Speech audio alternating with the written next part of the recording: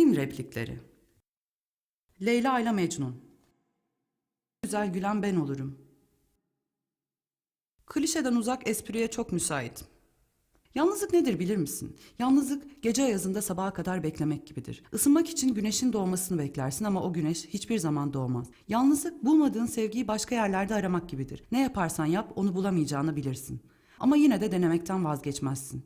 Onun boşluğunu hep başka şeylerle doldurmaya çalışırsın. Onun boşluğunu hep başka şeylerle doldurmaya çalışırsın. Yalnızlık aynı havayı soluyup da bir türlü yan yana olamamak gibidir. Aldığın her nefeste onun kokusunu duymak istersin ama yapamazsın. Aldığın her nefes ciğerini acıtmaya başlar. Yalnızlık dediğin eski bir sandalyenin gıcırdamasıdır yalnızlık. Yalnızlık dediğin eski bir sandalyenin gıcırdamasıdır yalnızlık.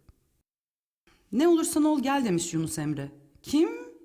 Aşık Veysel. Kim? Kadırgalı Seda.